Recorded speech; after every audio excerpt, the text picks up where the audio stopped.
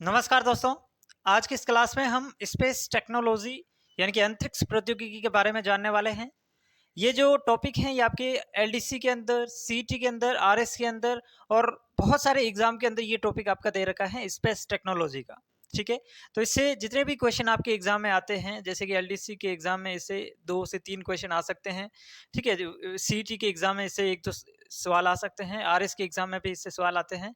तो जितने भी सवाल आपके पॉसिबल हो सकते हैं और स्पेस टेक्नोलॉजी में कंपटीशन एग्जाम की दृष्टि से जो कुछ भी आपको पढ़ना है वो इस एक ही वीडियो में आपको सब कुछ क्लियर कर दूंगा। ठीक है, तो इस वीडियो के अलावा आपको फिर कहीं भटकने की जरूरत नहीं है इस टॉपिक के अंदर। और ये मैं गारंटी दे सकता हूं कि जितने भी क्वेश्चन स्पेस टेक्नोलॉजी में आपके एग्जाम में बनेंगे वो 100% यहीं से आएंगे। ठीक है, क्योंकि मैंने हर एक चीज इस वीडियो में कवर करके रखी है और आप इस चीज को देख के मत डरिए। वोट भर के रखा है तो कोई बात नहीं, मैं हर एक चीज आपको पहले समझाऊंगा, फिर आपको टाइम दूंगा स्क्रीनशॉट लेने का, एक एक चीज का बढ़िया आराम से पढ़ेंगे और ज्यादा लंबी क्लास नहीं करेंगे। ठीक है, तो जितने भी विद्यार्थी जो मेरे को देख रहे हैं पहली बार, वो इस क्लास को शेयर करेंगे और इस क्लास को ध्यान पूर्वक देखेंगे, आपको सारी चीजें समझ में आ जाएगी। और अगर आपको इस पे डाउट है, यकीन नहीं हो रहा है, तो आप इसके क्वेश्चन लगा लेना। ये पढ़ने के बाद में कोई भी एग्जाम एलडीसी वगैरह आपको सब कुछ क्लियर हो जाएगा। ठीक है, और नए हैं चैनल पे तो एक बार सब्सक्राइब जरूर करेंगे, ये मैं आपसे निवेदन करना चाहूंगा।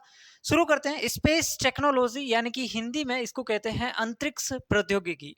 अब अंतरिक्ष शब्द से आपको बहुत कुछ तो क्लियर हो ही गया होगा कि यानी कि हम जो है हमारे अंतरिक्ष के अंदर जो कुछ भी चीजें हो रही है उसके बारे में जानने की कोशिश करेंगे। ठीक है, तो अंतरिक्ष के अंदर हम क्या करते हैं, उपग्रहों को भेजते हैं, सैटेलाइट भेजते हैं। तो यानी कि इसमें मोटा मोटी हमें सैटेलाइट्स के बारे में पढ़ना है कि जो हम सैटेलाइट भेजते हैं उसके बारे में। पहला सैटेलाइट कब भेजा गया, पहला सैटेलाइट कौन सा था, भारत का पहला सैटेलाइट कब भेजा गया। सैटेलाइट को भेजने के लिए लॉन्चिंग व्हीकल्स यानी कि उनको ऊपर स्थापित करने के लिए हमारे पास कुछ ना कुछ साधन होना चाहिए, तो उन लॉन्चिंग व्हीकल्स के बारे में पढ़ेंगे। फिर सैटेलाइट्स जो होते हैं, उपग्रह जो होते हैं, उनको किन कक्षा में स्थापित किया जाता है, कक्षाएं कितने प्रकार की होती है, ऑर्बिट जिसे हम कहते हैं। और इन सैटेलाइट से संबंधित, अंतरिक्ष से संबंधित काम करने वाली विभिन्न प्रकार की जो शाखाएं हैं उसके बारे में हम जानेंगे। विश्व की शाखाओं के बारे में जानेंगे। भारत के अंदर इसरो की कौन कौन सी ब्रांचेज हैं, इन सब चीजों को हम डिटेल से पढ़ने वाले हैं। ठीक है, तो ध्यान से आपको सुनना है और लास्ट तक बने रहना है। ठीक है, सबसे पहले हमें एक पॉइंट जो ध्यान में रखना है, शुरुआत कब हुई स्पेस टेक्नोलॉजी की इंडिया में अगर मैं बात करूं तो 1961 1961 के अंदर जो है सबसे पहले हमने अंतरिक्ष विज्ञान में कदम रखना शुरू किया।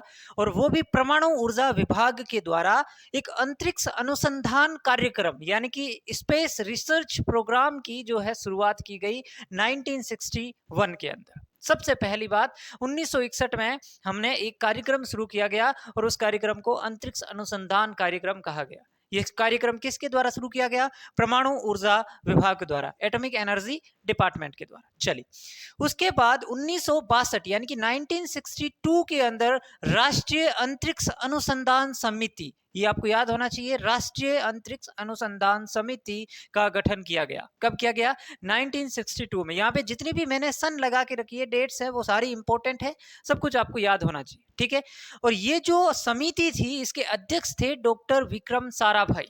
ठीक है, डॉक्टर विक्रम साराभाई जो स्पेस के अंदर एक बहुत बड़ा नाम है, वो है डॉक्टर विक्रम साराभाई। ठीक है, तो ये इस समिति के अध्यक्ष थे। उसके बाद में हमारा आता है इसरो।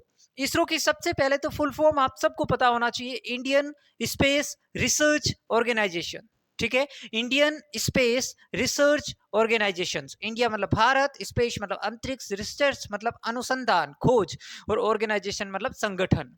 ठीक है, तो इसकी स्थापना की गई 15 अगस्त 1969, है ना, 1969 में हमने इसरो की स्थापना की। चलिए, अब ये जो इसरो है ये कहां पे है, इसका मुख्यालय, इसका मुख्यालय बेंगलुरु के अंदर है। ठीक है, उसके बाद नेक्स्ट जो डेट हमें याद रखनी है वो है 1972। 1972 में दो विभाग आते हैं, एक अंतरिक्ष आयोग और एक अंतरिक्ष विभाग। दोनों अलग अलग चीजें हैं, कुछ लोग इसको सेम समझ लेते नहीं।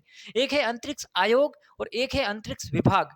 दोनों का गठन 1972 में किया गया और इन दोनों का भी मुख्यालय कहां पे है, बेंगलुरु में। यानी कि इसरो का मुख्यालय बेंगलुरु में, अंतरिक्ष विभाग का बेंगलुरु में, अंतरिक्ष आयोग का बेंगलुरु में। ठीक है, जबकि इसरो की स्थापना 1969 में और उसके बाद में 1972 में इन दोनों की स्थापना की गई। तो ये 4 बातें जो मैंने ऊपर लिखी हुई है, इसमें किसी को डाउट होना ही नहीं चाहिए और ऐसे के ऐसे याद करना है, ज़्यादा दिमाग खर्च नहीं करना है। जैसे बता रहा हूँ, बिल्कुल पॉइंट टू पॉइंट बता रहा हूँ और वैसे ही आपको याद कर लेना। एक बार मैं बोलूँ उसको समझ लो ध्यान से, फिर इसका स्क्रीनशॉट ले लो, फिर अपनी कॉपी में उतार लो, फिर याद कर लो। इतना सा काम करना है, ठीक है। अब हम नेक्स्ट जो हमारा टॉपिक है वो ये है कि जो इसरो और अंतरिक्ष विभाग है, इसके अंडर कौन कौन से डिपार्टमेंट काम करते हैं, इसके अंदर कौन कौन से सेंटर होते हैं, मतलब जहां से अंतरिक्ष से संबंधित कार्यक्रम किए जाते हैं। लॉन्चिंग व्हीकल्स, लॉन्चिंग स्टेशन कहाँ कहाँ पे हैं जहां से हम लॉन्च करते हैं, या फिर उनको कंट्रोल करने के लिए जो संस्थाएं बनी होती है, वो सारी चीजें जो इसरो के अंडर में काम करती हैं उसके बारे में हम जानेंगे, ठीक है। तो इसमें सबसे पहली जो एक चीज आपको ध्यान में रखनी है, जिससे सबसे ज्यादा क्वेश्चन बनता है, वो है एंट्रिक्स कॉर्पोरेशन या अंतरिक्ष कॉर्पोरेशन, कुछ भी आप इसको कह सकते हैं। सबसे पहले आपको दिख रहा होगा, थोड़ा छोटा मैंने यहाँ पे लिखा हुआ है, लेकिन फिर भी आपको आई होप दिख रहा होगा, अंतरिक्ष कॉर्पोरेशन। ये जो अंतरिक्ष कॉर्पोरेशन है, ये भी कहाँ पे है, आपकी बेंगलुरु के अंदर है। जैसे कि इसरो कहाँ पे है, बेंगलुरु में, वैसे भी अंतरिक्ष कॉर्पोरेशन भी बेंगलुरु के अंदर है।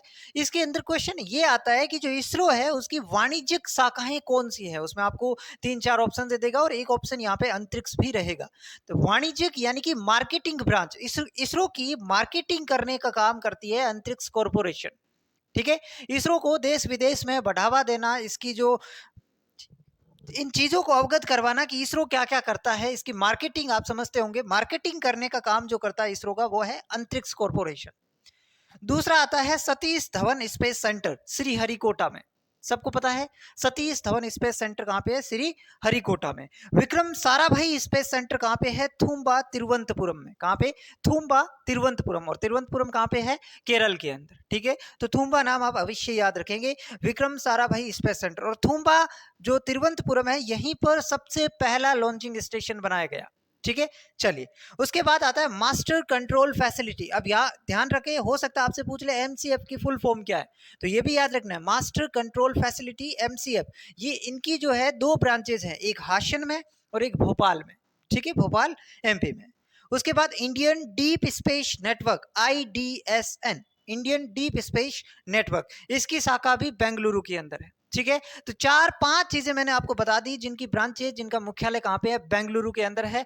तो जो बेंगलुरु के अलावा है उनको आप याद कर सकते हैं, बाकी ये चीजें तो याद ही रहती है, सतीश धवन श्री हरिकोटा में है, विक्रम साराभाई थूम्बा में है, ठीक है, ये आपको याद रखना। उसके बाद आता है नेशनल रिमोट सेंसिंग एजेंसी, ये आपकी हैदराबाद में है। नेशनल रिमोट सेंसिंग एजेंसी कहाँ पे है, हैदराबाद में। एक आप लिख लेना, फिजिकल रिसर्च लैब कहाँ पे है, ये आपकी अहमदाबाद के अंदर है, ठीक है। तो ये भी आप लिख लेना, फिजिकल रिसर्च लैब अहमदाबाद में है। उसके बाद आता है ISRO telemetry tracking and command network, ये एक ही ब्रांच है, ISRO telemetry tracking and command network, यानी कि इसको हम पढ़ेंगे ISTRAC, ISTRAC, ठीक है।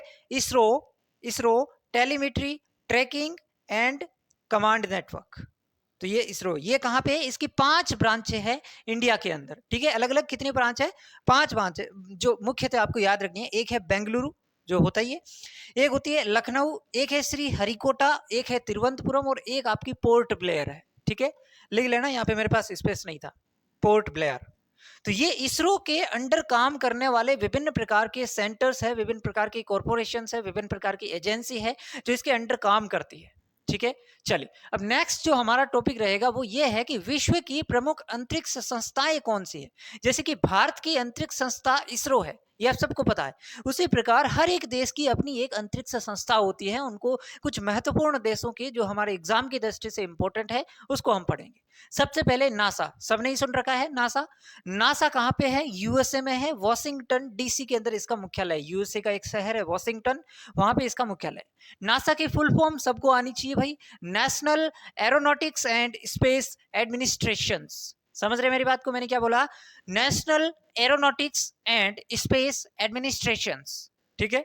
उसके बाद आ जाती है रोसकोसमोस, ठीक है, रोसकोसमोस, ये किसकी है, रशिया की, रशिया की Roscosmos, Russian federal space agency. देखो पीछे जो ऐसे आ रहा है, इसका मतलब या तो स्पेस एडमिनिस्ट्रेशन होगा या स्पेस एजेंसी होगा, ठीक है।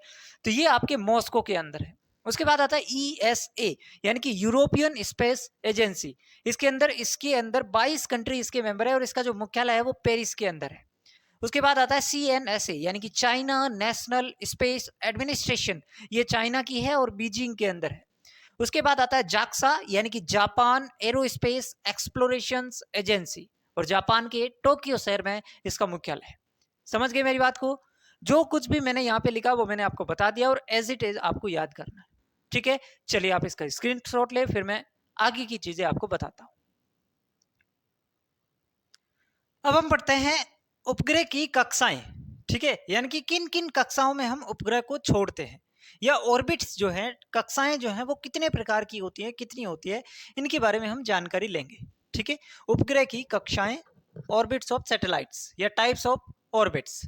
ठीक है, सबसे पहले मैं आपको बता दूं, इसमें जो कक्षाएं होती हैं वो 5 से 6 प्रकार मैं आपको यहाँ पे बताऊंगा जो हमारे काम के हैं। ठीक है, सबसे पहली है NEO, नियर अर्थ ऑर्बिट। ठीक है, नियर अर्थ ऑर्बिट, इसमें क्या होता है, ये जो कक्षाएं हैं ये धरती से 400 किलोमीटर की ऊंचाई तक है।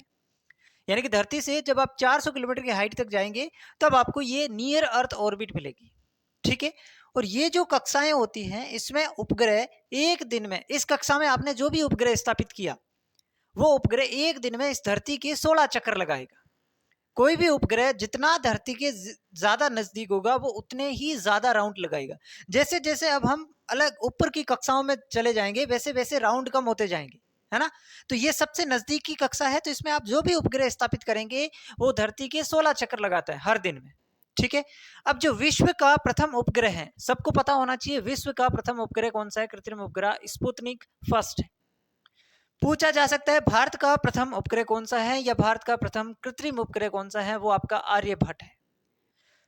स्पुतनिक फर्स्ट 1957 में और आर्यभट्ट 1975 में लॉन्च किए गए। ये दोनों ही मैंने यहाँ पे इसलिए लिखे क्योंकि इन दोनों को ही इसी कक्षा में स्थापित किया गया, NEO नियर अर्थ ऑर्बिट में स्थापित किए गए। यानी कि विश्व का और भारत के जो प्रथम सैटेलाइट थे उनको NEO में स्थापित किए गए, ये आपको याद रखना है। और साथ ही साथ मैंने आपको ये बता भी दिया कि विश्व का प्रथम कौन सा है और भारत का प्रथम कौन सा है और कब लॉन्च किए गए। ठीक है, अब यहाँ पे एक चीज मैं आपको बता दूं, ये जो आर्यभट्ट है ये भारत का प्रथम उपग्रह है, लेकिन क्वेश्चन ऐसे आ जाए कि भारत का प्रथम उपग्रह जिसे भारत में निर्मित सैटेलाइट जो लॉन्च व्हीकल है उससे लॉन्च किया गया, तो उसमें आएगा रोहिणी। समझे मेरे क्वेश्चन को? अगर क्वेश्चन ऐसे आ जाए कि भारत का प्रथम उपग्रह कौन सा है, आर्यभट्ट, लेकिन आपसे क्वेश्चन ऐसे पूछा जाए कि भारत का प्रथम उपग्रह जिसे भारत के द्वारा निर्मित लॉन्च व्हीकल से लॉन्च किया गया, तो वो रोहिणी है। क्योंकि इसमें जो है USA या USSR से शायद इसको लिया गया है, मैं 100% कंफर्म नहीं हूं। उसके बाद सेकंड ऑर्बिट आता है LEO, लोअर अर्थ ऑर्बिट। ये 400 हो गए, ये 900 किलोमीटर की हाइट तक हो गया। ये 16 चक्कर लगाते हैं, ये भी लगभग 14 से 16 चक्कर के बीच में लगाते हैं, ये आपको ध्यान रखना है। इसमें जो उपग्रह है वो पोल से पोल चक्कर लगाते हैं, यानी कि नॉर्थ से साउथ, साउथ से नॉर्थ, नॉर्थ से साउथ, साउथ से नॉर्थ, इसे कहते हैं पोल टू पोल चक्कर। इसलिए इसे पोलर ऑर्बिटल भी कहा जाता है, इसलिए इस वजह से इसको पोलर ऑर्बिटल भी कहा जा सकता है। ठीक है, तो ये आपको ध्यान में रखना है कि LEO में जो भी उपग्रह स्थापित करते हैं वो पोल टू पोल चक्कर लगाते हैं, 900 किलोमीटर हाइट तक ऊपर ये कक्षा हो जाती है। और RSS का मतलब है remote sensing satellite, remote sensing satellite. Remote sensing satellite जो है वो आपके LEO में स्थापित किए जाते हैं। क्वेश्चन कैसे बनेंगे आपको समझ में आ रहा होगा। क्वेश्चन आ जाएगा LEO में कौन से सैटेलाइट स्थापित किए जाते हैं निम्न में से, तो आपको ऑप्शन मिलेंगे। या क्वेश्चन आ सकता है RSS या रिमोट सेंसिंग सैटेलाइट निम्न कक्षा में स्थापित किया जाता है, LEO, NEO, MEO, GEO। ठीक है, तो आपको पता होना चाहिए। अब रिमोट सेंसिंग सैटेलाइट कौन से हो सकते हैं? एजुसेट हो सकता है, कोर्टोसेट हो सकता है, ओशियन सेट हो सकता है, सरल प्रकार का हो सकता है, स्काट सेट हो सकता है, मेगाट्रोपिक्स हो सकते हैं। ये सारे नाम आप लिखना चाहो तो लिख लो। ठीक है, 2-3 नाम और जैसे कि स्काट सेट, मेगाट्रोपिक्स, ये सारे कुछ क्लाइमेट और इन्वायरमेंट से रिलेटेड जो सूचना देते हैं उसे हम रिमोट सेंसिंग सैटेलाइट कहते हैं। ठीक है, तो ये सारे इसमें स्थापित किए जाएंगे। उसके बाद आता है MEO, मीडियम अर्थ ऑर्बिट। ये 20,000 की ऊंचाई पे ये कक्षाएं आपको मिलेगी।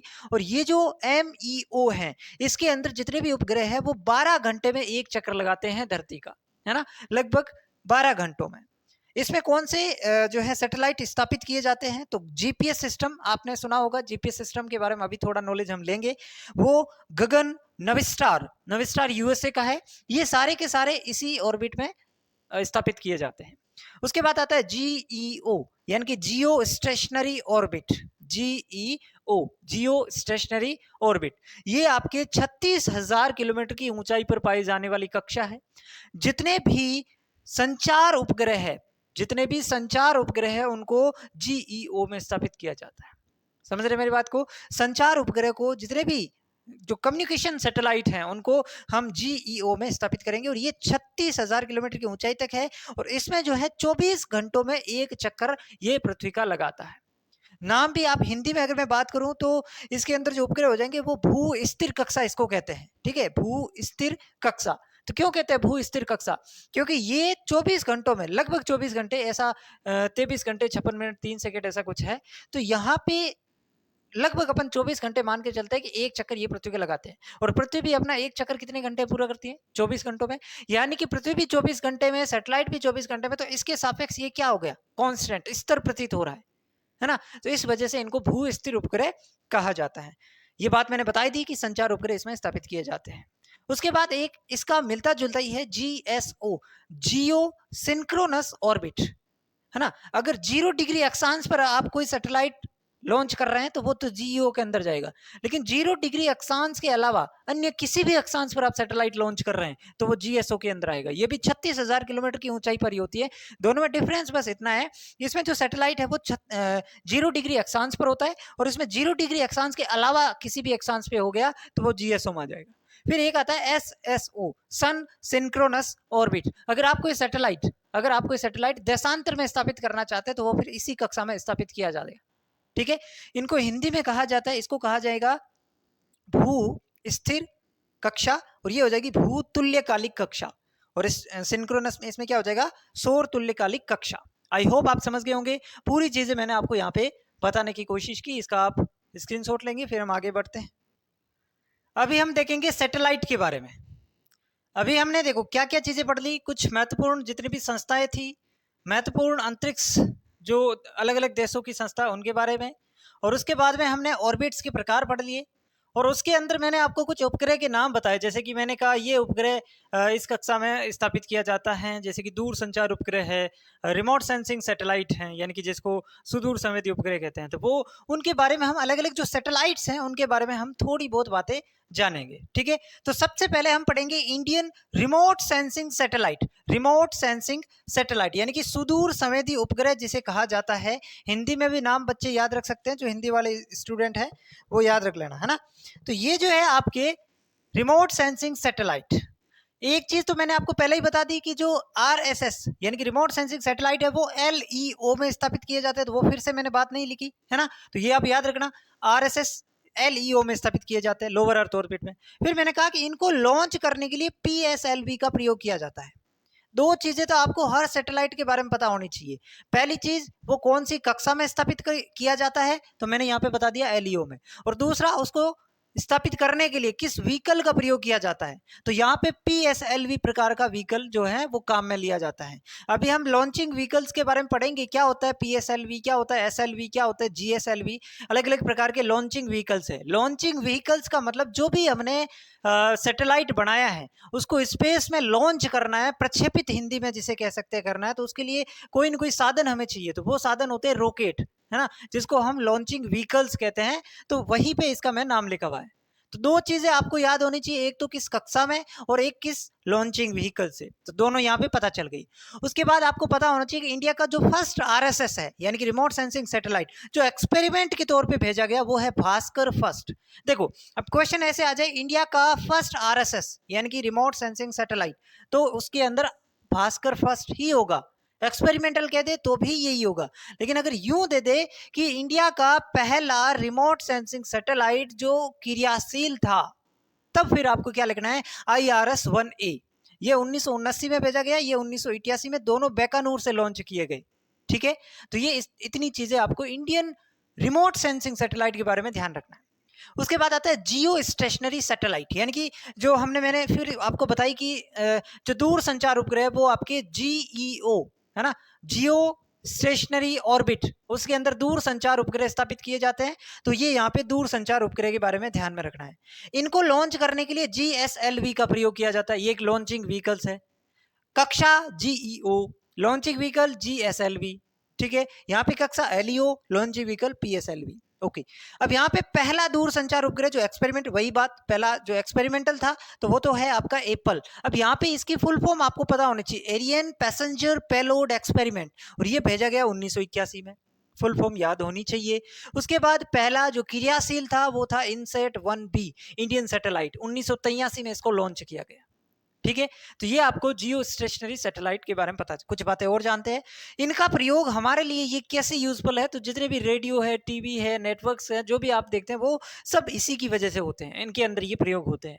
और जियो स्टेशनरी सैटेलाइट में एक खास चीज ट्रांसपोर्टर्स का प्रयोग किया जाता है। याद रखना, क्वेश्चन आ सकता है निम्न में से ट्रांसपोर्टर्स का प्रयोग किया जाता है, तो आपको फिर ऑप्शन मिल सकते हैं, दूर संचार उपग्रह, सुदूर संवेदी उपग्रह, ऐसे 4 ऑप्शन दे देंगे, तो फिर आपको पता होना चाहिए। उसके बाद आता है जीपीएस, सबने सुन रखा होगा। जीपीएस क्या होता है? Global positioning system. जीपीएस का जो काम है वो है लोकेशन ट्रैक करना, ठीक है। तो जीपीएस की फुल फॉर्म आप याद रखना, ग्लोबल पोजिशनिंग सिस्टम। जीपीएस को स्थापित, अगर आप पूरी धरती पर जीपीएस स्थापित करना चाहते हो तो इसके लिए आपको 12 उपग्रहों की आवश्यकता पड़ेगी। कितने? 12। सवाल बन सकता है, दुनिया का पहला जीपीएस सिस्टम किसने स्थापित किया और कौन सा था? तो वो नवस्टार है और यूएसए ने इसको स्थापित किया गया, ठीक है। इंडिया का IRNSS है, Indian regional navigation satellite system, Indian regional navigation satellite system, ठीक है। तो ये आपको ध्यान में रखना है। उसके बाद मार्स ऑर्बिटर मिशन, यानी मंगलयान जिसे हम कहते हैं। तो मंगलयान जो है वो पृथ्वी से भेजा गया। कब भेजा गया? 5 नवंबर 2013 को, और ये धरती से बाहर भेजा जाने वाला फर्स्ट सैटेलाइट है। फर्स्ट सैटेलाइट जो पृथ्वी से बाहर भेजा गया वो मंगलयान है। कब भेजा? 5 नवंबर 2013। मंगल पे कब पहुंचा? 24 सितंबर 2014 को इसने मंगल ग्रह पे प्रवेश किया, ठीक है। चलो, उसके बाद इसका जो लॉन्चिंग व्हीकल है वो PSLV C25 है। स्पेशल इसका नाम रखना है याद, PSLV तो है ही, लेकिन PSLV में भी कौन सा है? C25। और कहां से इसको लॉन्च किया? सतीश धवन स्पेस सेंटर से, श्रीहरिकोटा में जो है, ठीक है। तो ये सारी बातें आपको अगर समझ में आई तो फिर नेक्स्ट अब हम जो पढ़ेंगे वो क्या है? Launching vehicles. कौन कौन से लॉन्चिंग व्हीकल्स है उसके बारे में जानेंगे, फिर हमारा ये चैप्टर जो टॉपिक है वो समाप्त, ठीक है। तो इसका आप स्क्रीनशॉट लो, फिर मैं लॉन्चिंग व्हीकल्स के सामने आपके सामने प्रस्तुत करूंगा। चलो इसको भी पढ़ लेते हैं, लॉन्चिंग व्हीकल्स, ठीक है। लॉन्चिंग व्हीकल्स का मतलब मैंने आपको पहले ही समझा दिया कि जो सैटेलाइट्स होते हैं उनको लॉन्च करने के लिए हम जिन व्हीकल का प्रयोग करते हैं उन्हें लॉन्चिंग व्हीकल्स, हिंदी में इसको कहते हैं प्रक्षेपण यान, ठीक है। तो ये जो होते हैं एक्चुअली क्या होते हैं? रॉकेट होते हैं, है ना, आपने नाम सुना होगा। रॉकेट जो होते हैं वो होते हैं, रॉकेट जो होते हैं ये क्रिया प्रतिक्रिया नियम पर काम करते हैं। अब ये क्या होता है क्रिया प्रतिक्रिया नियम? इन रॉकेट्स के अंदर हमने सैटेलाइट लगा दिया। अब ये रॉकेट जो है इनके अंदर अलग अलग प्रकार के फ्यूल्स, गैसें भरी जाती है, और जब वो गैसें नीचे की तरफ दाब लगाती है, नीचे की तरफ क्रिया देती है, तो उससे उतनी तेजी से ऊपर की तरफ प्रतिक्रिया होती है, जैसे ये ऊपर की तरफ बढ़ते हैं। तो इसे कहते हैं क्रिया प्रतिक्रिया का नियम, ठीक है। तो इसी की मदद से ये आगे बढ़ते हैं। अब लॉन्चिंग व्हीकल्स कौन कौन से प्रकार के होते हैं, कौन कौन से टाइप के होते हैं, ये हमें देखना है। सबसे पहले जो हुआ, जिसका निर्माण किया गया, वो है SLV। फुल फॉर्म आपको पता होना चाहिए, सैटेलाइट लॉन्च व्हीकल, ठीक है। सबको ही पता है SLV, सैटेलाइट लॉन्च व्हीकल। ये आपके 1979 से 1983 तक ये चले थे। और जितने भी आर्यभट्ट है, रोहिणी सीरीज के उपग्रह, जो पहले उपग्रह, क्योंकि ये पहला सैटेलाइट लॉन्च व्हीकल है, तो पहले जो सबसे पहले उपग्रह बनाए थे वो इसी से लॉन्च किए गए। आर्यभट्ट और रोहिणी सीरीज के उपग्रहों को इसी से प्रक्षेपित किया गया। उसके बाद ASLV आता है। ये कोई इतना ज्यादा नहीं है, SLV जो है इसका थोड़ा सा इसको और इसके अंदर सुधार किया गया, तो उसको ASLV नाम दे दिया गया। ऑगमेंटेड, ए का मतलब ऑगमेंटेड, बाकी SLV जो लास्ट में आ रहा है उसका मतलब यही है, सैटेलाइट लॉन्च व्हीकल, ठीक है। उसके बाद PSLV, ये इंपॉर्टेंट है। PSLV जो होता है इसके अंदर P का मतलब है पोलर, फिर पूरा नाम हो जाएगा पोलर सैटेलाइट लॉन्च व्हीकल। पूरा लिखना है आपको, सिर्फ पोलर नहीं लिखना है। अब पोलर का मतलब क्या होता है? ध्रुवीय। तो यहाँ पर जो ध्रुवीय कक्ष के उपग्रह है वो यहीं पे प्रक्षेपित किया जाता है।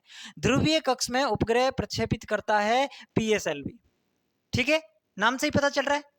दूसरी बात, IRS, ओशियन सेट, एजुसेट, कोर्टोसेट, ये सारे जो है वो इसी से प्रक्षेपित किए जाते हैं। ये मैंने आपको पहले भी बताया था कि जितने भी रिमोट सेंसिंग सैटेलाइट्स हैं, ठीक है, ओशियन सेट, एजुसेट, कोर्टोसेट्स, मेगाट्रोपिक्स, ये सारे के सारे PSLV से लॉन्च किए जाते हैं। और वही बात मैंने यहाँ पे फिर से लिखी है, ठीक है। ये जो PSLV होता है इसमें 4 स्टेज होते हैं। स्टेज का मतलब जो रॉकेट है उसके अंदर फ्यूल के अंदर 4 स्टेज होते हैं। पहले फ्यूल के रूप में आपको सॉलिड, फिर लिक्विड, फिर से सॉलिड, फिर लिक्विड, है ना। तो ये 4 स्टेज होते हैं। अब सॉलिड के तौर पे जो फ्यूल काम में आता है वो है HTPB। HTPB क्या होता है? HTPB hydroxyl terminated polybutadiene, hydroxyl terminated polybutadiene. और लिक्विड के तौर पे जो हम यूज में लेते हैं फ्यूल, या इसको प्रणोदक हम कह सकते हैं, प्रोपेलेंट कह सकते हैं, वो है UDMHC। UDMHC का मतलब है अनसिमेट्रिकल डाइमिथाइल हाइड्राजीन, या फिर इसको N2O4 कह सकते हैं, डाई नाइट्रो टेट्राऑक्सीजन। उसके बाद में हमारा लास्ट जो सैटेलाइट है लॉन्च व्हीकल्स है वो है GSLV, यानी कि जियो सिंक्रोनस सैटेलाइट लॉन्च व्हीकल। अब ये आपको पता है इसके माध्यम से दूर संचार उपग्रह जो होते हैं उनको प्रक्षेपित किया जाता है। तो इनसेट, जीसेट, ये क्या है? दूर संचार उपग्रह, इनको इससे प्रक्षेपित किया गया। इसमें सॉलिड और लिक्विड स्टेज फ्यूल की होती है। इसके अलावा इसके अंदर क्रायोजेनिक इंजन का हम प्रयोग करते हैं। इंपॉर्टेंट है, क्वेश्चन आ सकता है, क्रायोजेनिक इंजन का प्रयोग निम्न में से किस सैटेलाइट लॉन्च व्हीकल में किया जाता है? तो वो आपका है क्रायोजेनिक इंजन GSLV में। और इसमें फ्यूल के तौर पे हम लिक्विड ऑक्सीजन और लिक्विड हाइड्रोजन का प्रयोग करते हैं। ठीक है, तो इसका आप स्क्रीनशॉट ले लो। आज की क्लास के अंदर हमने पूरा सैटेलाइट सिस्टम जो भी स्पेस एजेंसी के अंदर है, हर each and every point clear कर लिया है। इसमें आपको, मुझे नहीं लगता आपको कोई डाउट बचेगा। फिर भी डाउट है तो आप क्वेश्चन करेंगे तो आपको समझ में आएगा कि इट इज परफेक्ट। ठीक है, और उसके बाद अगर आपको क्लास पसंद आई है तो आप इस चैनल को सब्सक्राइब कर सकते हैं और इस वीडियो को ज्यादा से ज्यादा लोगों के साथ शेयर कर सकते हैं। धन्यवाद, मिलते रहेंगे अगली क्लास में।